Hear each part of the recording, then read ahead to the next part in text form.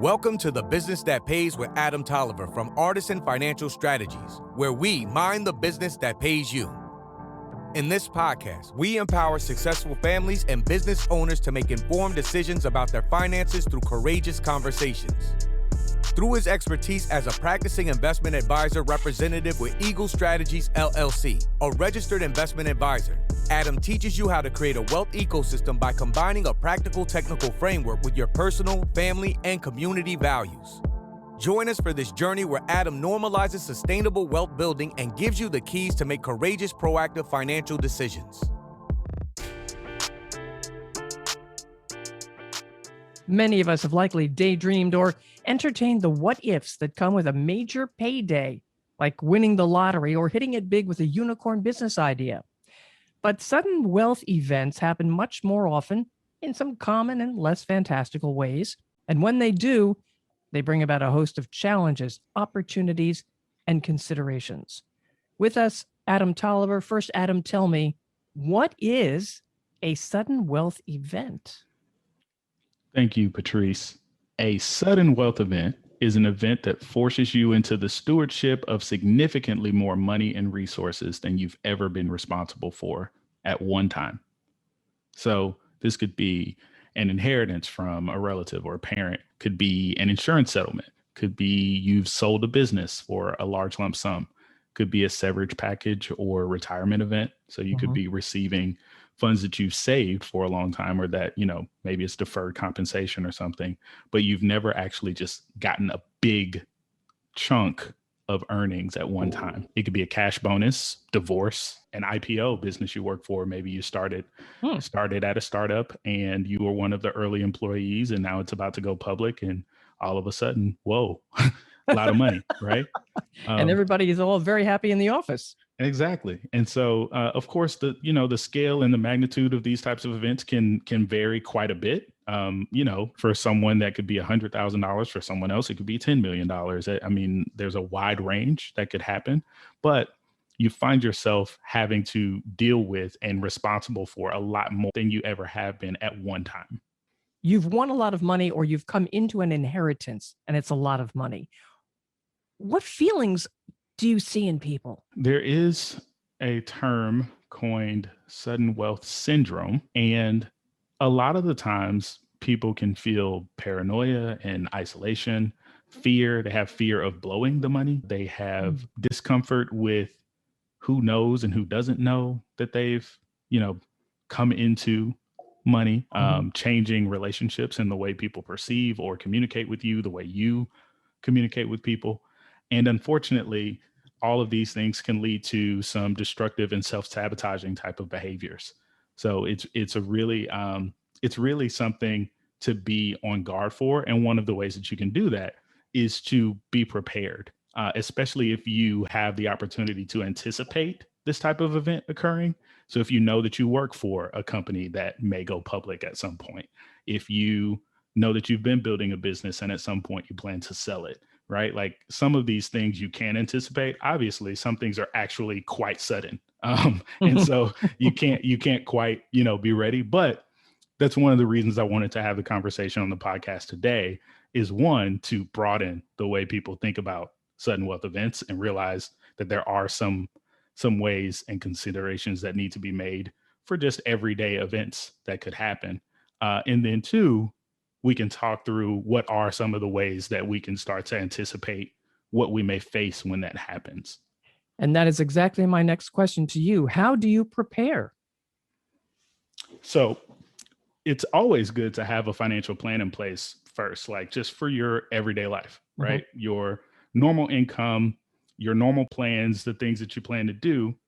But if you experience a sudden wealth event, I'm not saying we're throwing that financial plan out the window, but we definitely need to revisit, because it can impact what your objectives are, the scope and capacity of what you can accomplish. It may change what your risk tolerance is. You may feel a lot more comfortable taking more risk, or you may want to take considerably less risk because you have a lot more to protect.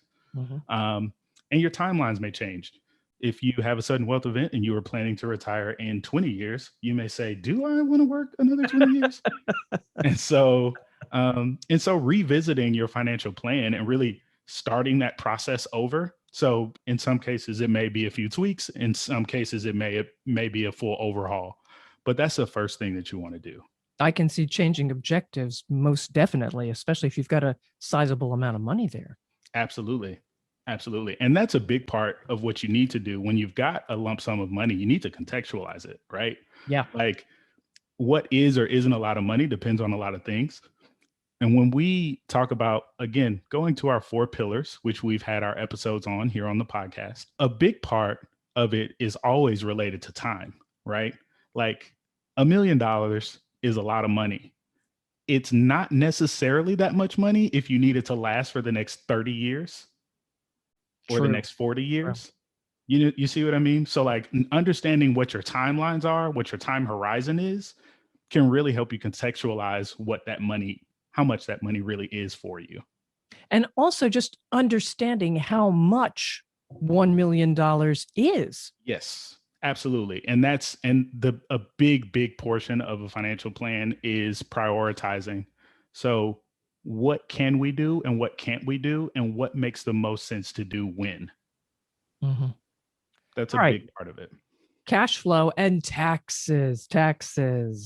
Yes. So how did you get this money? Was something sold? Was it passed down to you? What type of account was it passed from?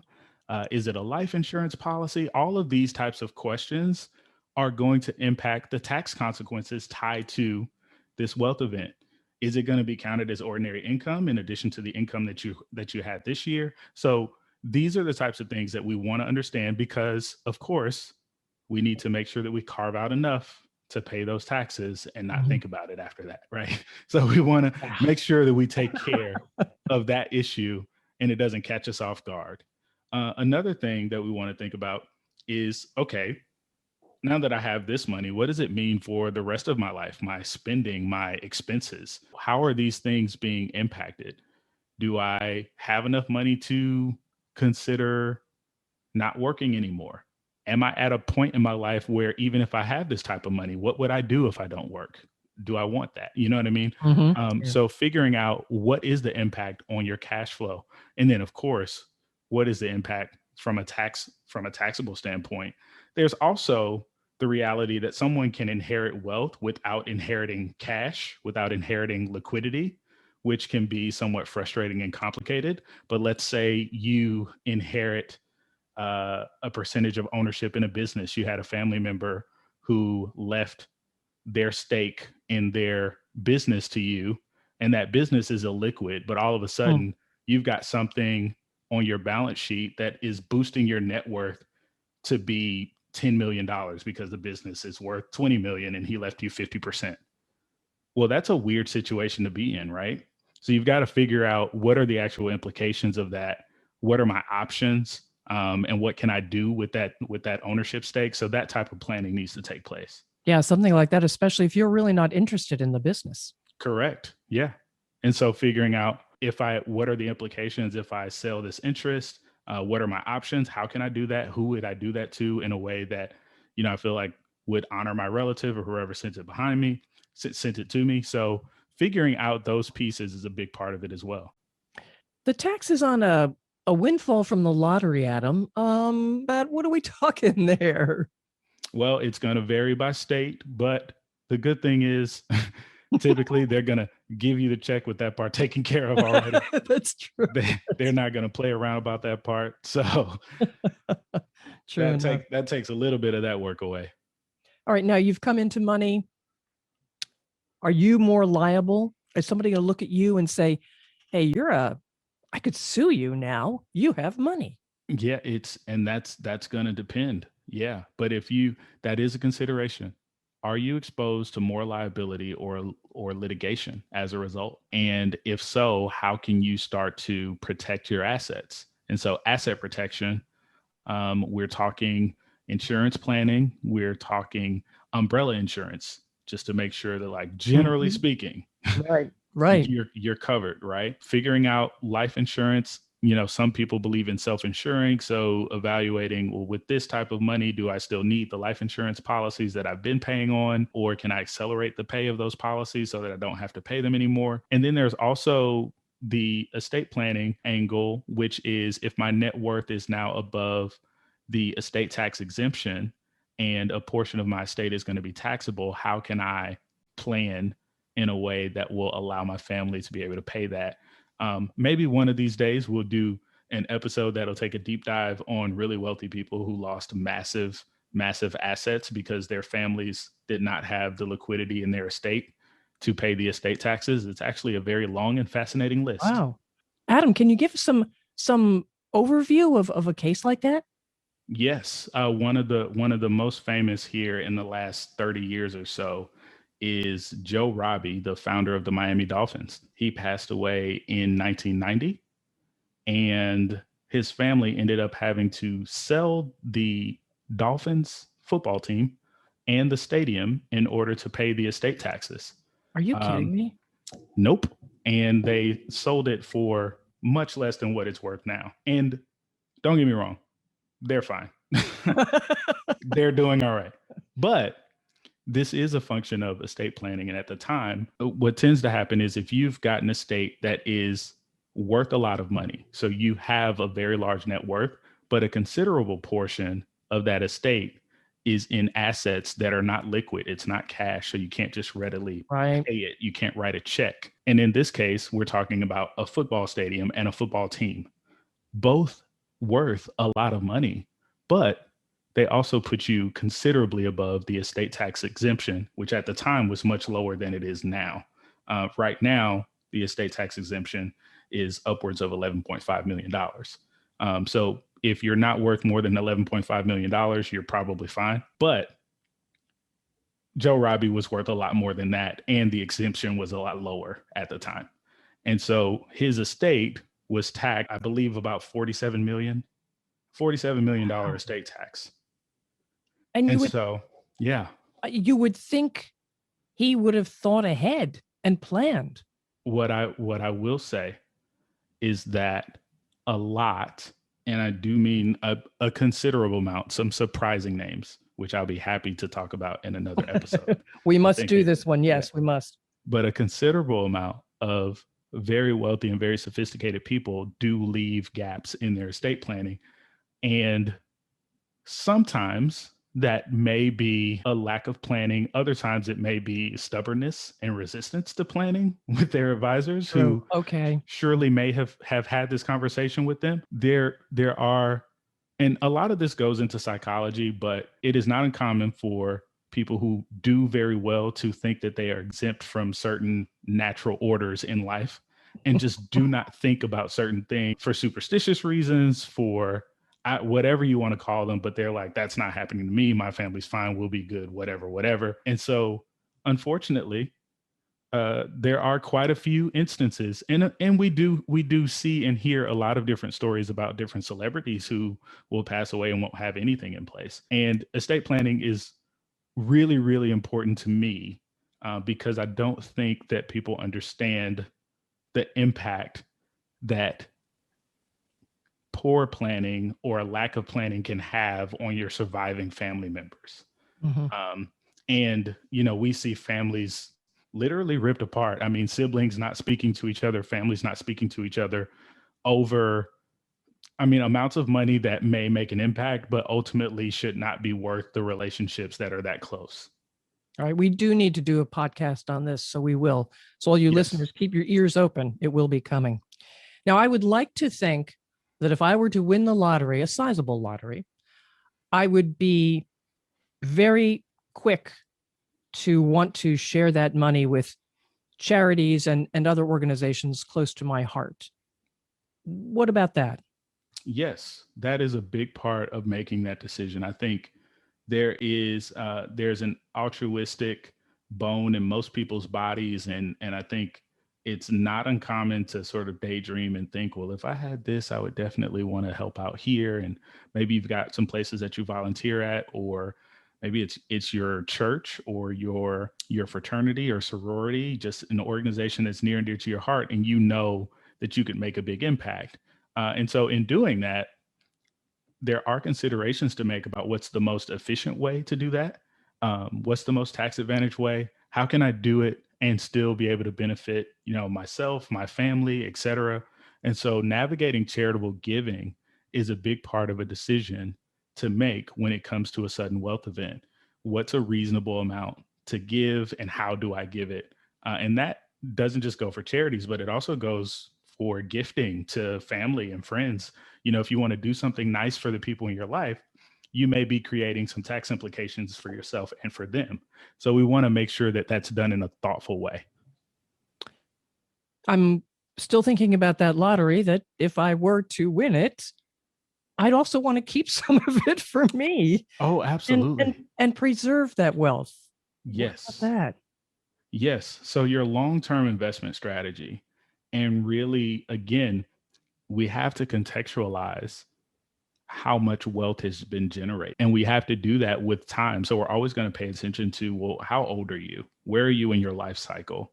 What are the things that you still have left to be accomplished? That will give us a really good picture of how much wealth is this really for you as an individual, for you, for your family, and what considerations do we need to take about how long you want it to last? I love that question you just said. How much is this wealth really? Mm-hmm. And I do think that part of the psychological trick that happens to people when they get a large amount of wealth is before you have it, it seems like this is I could never outspend this amount of money. There's no way. And then you get it and you start to look at all the things that you want and all the things that you believe you need and all of the people that you consider important. And all of a sudden you can mentally start to spend that money pretty quickly. And then you start to panic, like, wait, maybe it's not that much money, right? and so this is a big part. We need that context. We need to really define, what is this? How much wealth is this? And part of it, really, you start to engineer what your lifestyle needs to be. What type of lifestyle can I afford with this type of wealth? And how long can I afford that lifestyle? And then beyond that, what type of legacy goals do I have? Like, would it be nice for this wealth to persevere through the next generation? How do I make that happen? So that's the long-term planning that needs to be done in order to preserve wealth in a sudden wealth event.